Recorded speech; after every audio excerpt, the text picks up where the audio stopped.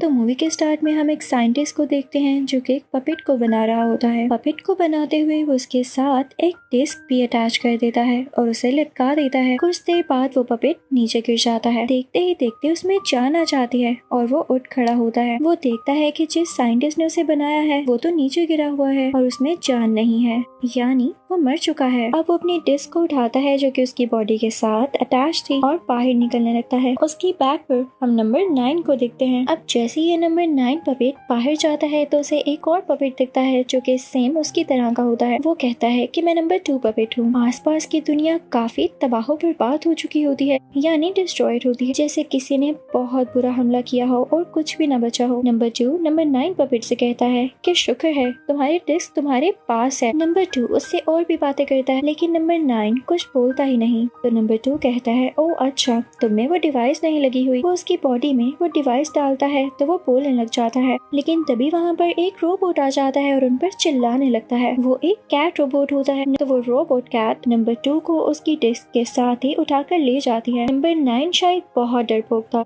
उसे देखकर फौरन से बेहोश हो जाता है। कुछ देर बाद जब नंबर 9 की आंख खुलती है तो वो एक ऐसी जगह पर होता है जहाँ पर एक और पपेट जिसका नंबर 5 है उसको ठीक कर रहा होता है। वो इन सब पपेट्स को ठीक करने का काम किया करता था। तभी वहाँ पर नंबर 1 पपेट आ जाता है जो कि इन सब का लीडर होता है। वो आकर नंबर 5 पपेट से कहता है तुम्हें बाहर जाने को किसने कहा था? क्या तुम नहीं जानते बाहर कितने रोबोट्स हैं और हमारी जान को खतरा है? तो नंबर 5 कहता है लेकिन हमें नंबर 2 की जान बचानी होगी जिसे वो कैट रोबोट ले गया है। तो नंबर 1 कहता है कि अच्छा इसको भी देख लेते हैं। वो नंबर 9 को अपने साथ ले जाता है जो कि बिल्कुल ठीक हो चुका था। लीडर नंबर 9 को बाहर की दुनिया दिखाते हुए कहता है कि कई साल पहले जब हम पहली बार इस दुनिया पर आए थे तब इंसानों और रोबोट्स में एक जंग छिड़ गई थी। उन लोगों ने आपस में बहुत ज्यादा लड़ाई की। दोनों एक दूसरे को खत्म करना चाहते थे, जिसकी वजह से यहाँ की हवा काफी जहरीली हो गई, यानी पॉइजनस हो गई थी। यहाँ कोई भी नहीं बच पाया, सब कुछ खत्म हो गया। तुम अपनी आंखों से भी देख सकते हो। लेकिन सिर्फ एक रोबोट बचा और वो है कैट रोबोट। वो एक ही हम सब पे भारी पड़ता है। तो इस वजह से हम सारे पपेट्स यहाँ पर छुप के रहते हैं क्योंकि इस दुनिया में हमारे अलावा या उस कैट रोबोट के अलावा और कोई नहीं है। फिर वो उसे एक ऐसी जगह पर लेकर आता है जहाँ एक चार्ट के ऊपर कुछ नंबर्स लिखे होते हैं और कुछ नंबर्स पर तो क्रॉस लगा होता है। इसका ये मतलब था कि वो नंबर्स वाले पपेट्स मर चुके हैं या उन्हें कैट रोबोट ले गया है। इसी के साथ लीडर नंबर 2 पर भी क्रॉस लगा देता है। तो नंबर 9 उसे कहता है ये आप क्या कर रहे हैं? क्या आप जानते हैं कि कैट रोबोट ने उसे मार दिया है? वो जिंदा है। आप लोग तो हार मानकर बैठ गए हैं। हमें उसे बचाना होगा। हम ऐसे ही उसे डेड कंसीडर नहीं कर सकते। इसके बाद नंबर 9 और नंबर 5 ये प्लान बनाते हैं कि वो कैट रोबोट्स की जगह पर जाएंगे और वहाँ पर जाकर देखेंगे कि नंबर 2 किस हालत में है। वो लोग ऐसा ही करते हैं और वहाँ जाकर एक केज में नंबर 2 को बंद पाते हैं, यानी वो अभी तक जिंदा होता है। वो जाकर उसका केज खोलते हैं लेकिन तभी वहाँ पर एक कैट रोबोट आ जाता है। लेकिन लकीली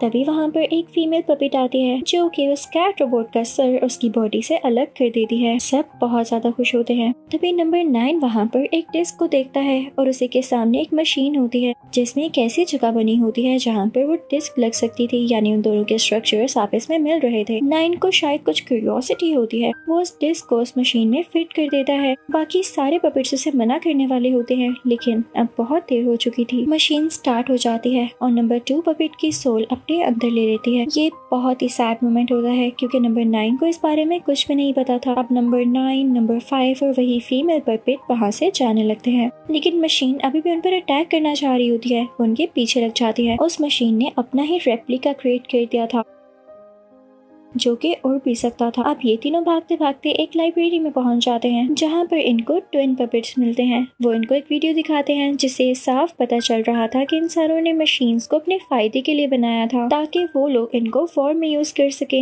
या यूं ही यूज कर सके। पर मशीन्स ने सोचना शुरू कर दिया और उनको ये लगा कि उनकी इस दुनिया में एक अलग स्पेस है। उन्होंने इंसानों से ही वॉर शुरू कर दी और यहाँ पे सब कुछ खराब होना शुरू हो गया जब इंसान और मशीन्स एक दूसरे के साथ ही लड़ना शुरू हो गई और आहिस्ता आहिस्ता सब खत्म होता गया। अब वहाँ पर नंबर 9 पपेट एक ड्राइंग ड्रॉ करता है तो सब हैरान हो जाते हैं कि इस तरह की ड्राइंग तो हमारा एक साथी भी ड्रॉ किया करता था। जरूर इस ड्राइंग के पीछे कोई ना कोई सीक्रेट है। पर इनका वो साथी तो उधर चर्च में ही था, लीडर के पास, जहाँ पर ये लोग रह रहे थे। ये सब डर जाते हैं कि नहीं, अब हम वहाँ पर नहीं जा सकते। लीडर हम पर गुस्सा होगा कि हम चर्च से बाहर क्यों गए, क्योंकि वहाँ का रूल था कि ये सब पपेट्स उसी चर्च में छुप कर रहते थे। लीडर इनको बाहर जाने से मना जो करता था, लेकिन नंबर 9 इनको समझाता है कि कुछ नहीं होता, वो हमें थोड़ी देर के लिए डांटेगा लेकिन हमें इस ड्राइंग के बारे में पता चल सकता है। वो सब मिलकर चर्च में जाते हैं। लीडर उन पर गुस्सा होता है और उसने होना भी था, पर सब आगे से कुछ नहीं बोलते। तभी उनका वो साथी पपेट आता है और उनको ड्राइंग दिखाने लगता है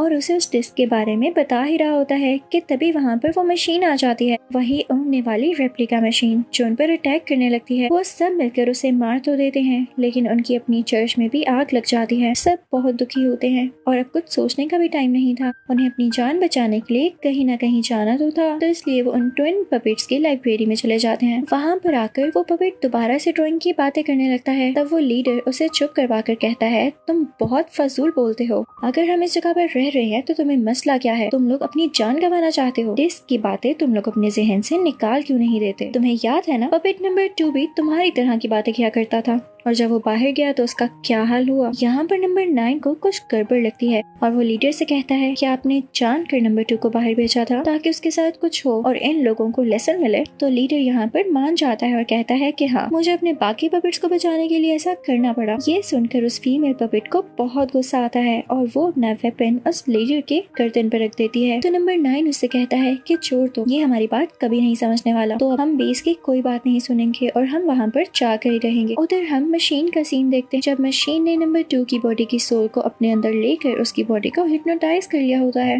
वो एक और पपेट को हिप्नोटाइज कर लेती है और उसकी बॉडी को सी देती है, साथ ही साथ वो लीडर को भी हिप्नोटाइज कर लेती है और उसे अपने अंदर ले जाने ही वाली होती है कि तभी वहाँ पर बाकी पपेट्स भी आ जाते हैं और लीडर को आजाद करवा लेते हैं, यानी उसे छुड़वा लेते हैं। पर वो मशीन उस पपेट को जिसने उसे सिया था और उस फीमेल पपेट को अपनी बॉडी में ले जाती है। अब ये सब सोचने लगते हैं कि कैसे अपने साथियों को बचाया जाए। ये लोग थोड़ा आगे जाते हैं तो इन्हें एक ऑयल ड्रम दिखता है। ये लोग सोचते हैं कि हम इसको ब्लास्ट कर देंगे ताकि मशीन भी बीच में ही डिस्ट्रॉय हो जाए, लेकिन नंबर 9 कहता है नहीं, हमारे साथी हैं उसके पास, मुझे उनको बचाना होगा, मैं पहले उनको जाकर बचाऊंगा और अगर कुछ देर तक मैं ना आ सका तो तुम लोग मेरी जगह को ब्लास्ट कर देना, मेरी जान की परवाह मत करना। अब नंबर 9 अंदर जाता है जहाँ पर वो मशीन होती है। वो उस पपेट की भी सोल अपने अंदर ले चुकी होती है जिसको उसने सिया था और अब पारी थी फीमेल पपेट की, लेकिन नंबर 9 उसे फ्री करवा लेता है। अब नंबर 9 और वो फीमेल पपेट एक साथ बाहर की तरफ आने लगते हैं, लेकिन क्योंकि कुछ देर हो चुकी थी तो उसके बाकी साथी वहाँ पर ब्लास्ट कर देते हैं जैसे कि नंबर 9 ने कहा था,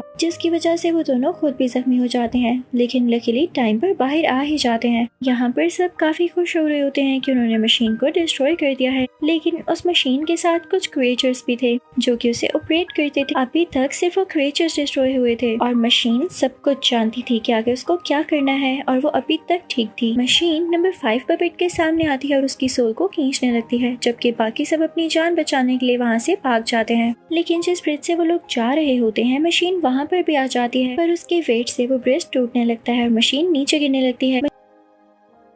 मशीन यहाँ पर उसी पपेट की भी सोल अपने अंदर ले रही होती है जो कि ड्राइंग्स बनाया करता था और वो भी मशीन के साथ ही गिरने वाला होता है। तो अपने साथियों से कहता है कि तुम सब यहाँ से चले जाओ, हमारे लिए यही काफी है कि ये मशीन तबाह हो रही है, तुम सब फ्यूचर में सेफली रह सकोगे। नहीं देर में वो मशीन उस पपेट की सोल अपने अंदर ले चुकी होती है, तो बाकी पपेट्स उस मशीन को ब्लास्ट नहीं करते, जबकि वो कर सकते थे क्योंकि उन्हें अपने साथी की सोल बचानी थी। अब नंबर 9 फौरन से उस जगह पर जाता है जहाँ पर उसे बनाया गया था और बाकी पपेट्स को भी। वो एक डिवाइस को खोलता है जिसमें से उसी साइंटिस्ट का होलोग्राम निकलता है। वो साइंटिस्ट इस पपेट को बताता है कि मैंने अपनी सोल के 9 हिस्से किए और तुम 9 पपेट्स में डाल दी ताकि तुम मेरा अधूरा काम पूरा कर सको। इंसानों और मशीन्स में लड़ाई हुई जिसकी वजह से सब इंसान मारे गए थे और मैं भी एक दिन मारा जाता, तो तुम्हें अब मेरे लिए लड़ना होगा। इसीलिए तुमने देखा था कि नंबर 9 को बनाने के बाद साइंटिस्ट चले गए थे, यानी उनकी डेथ हो चुकी थी। साइंटिस्ट नंबर 9 को ये भी बताता है कि जो डिस्क तुम लोगों के पास है उसी को यूज करते हुए तुम सब अपनी जान बचा सकते हो और वो डिस्क इस वक्त थी उसी मशीन के अंदर। तो नंबर 9 जाके अपने बाकी साथियों को भी बताता है और कहता है कि हमें अभी मशीन को डिस्ट्रॉय नहीं करना, वरना वो डिस्क भी डिस्ट्रॉय हो जाएगी और हम सब नहीं बच पाएंगे। कोई उसकी बात पर यकीन नहीं करता, तो नंबर 9 खुद ही मशीन के सामने चला जाता है। मशीन उसकी सोल को भी खींचने लगती है, पर उसकी जान बचाने के लिए लीडर सामने आ जाता है। मशीन उसकी सोल खींचने लगती है। नंबर 9 फौरन से मशीन की डिस्क बाहर निकाल लेता है और उसको ऑपरेट करने लगता है। ऐसा करते ही उस डिस्क से सारी सोल सोल्स बाहर आने लगती हैं जो कि मशीन ने इन पपेट से खींची थी। सब सोल्स एक साथ इकट्ठी होती हैं और आसमान में चली जाती हैं। सब बहुत खुश थे और इसके बाद एक बहुत बड़ा ब्लास्ट होता है और वहाँ पर बारिश होने लगती है। और यहाँ पर हम ऑब्जर्व करते हैं कि हर बारिश के कतरे में जान होती है। एक ग्रीन एनर्जी दिखाई देती है कि ये बारिश का कतरा जहाँ जहाँ गिरेगा वहाँ पर ही सोल जनरेट होगी। इस दुनिया पर ये सारी सोल्स वापस आ जाएंगी। इसी के साथ इस मूवी की यहीं पर एंडिंग हो जाती है। Thank you so much for watching.